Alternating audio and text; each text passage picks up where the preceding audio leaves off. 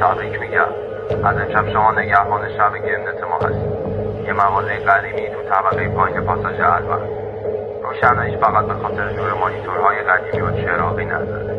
قبل از شروع کارت باید بهت بگم که اینجا با گمنت‌های معمولی فرق داره و قوانین خودشو داره.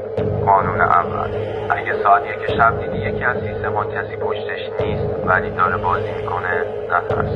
اون یکی از مشتریای قدیمی اینجاست. فقط نذار شارژر کارتش تموم بشه.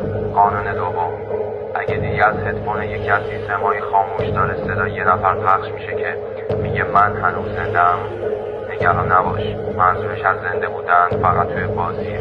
قانون سوم: اگه دیدی شیشه مغازه بخار کرده و یکی نوشته نوبت من کی میرسه، فقط با صدای بلند بگو نوبت تو سالها پیش تموم شده. تا وقتی که نوشتش از شیشه پاک نشده از جا تکون نخور. قانون چهارم: اگه دیدی عقربی ساعت داره برمیگرده، نترس.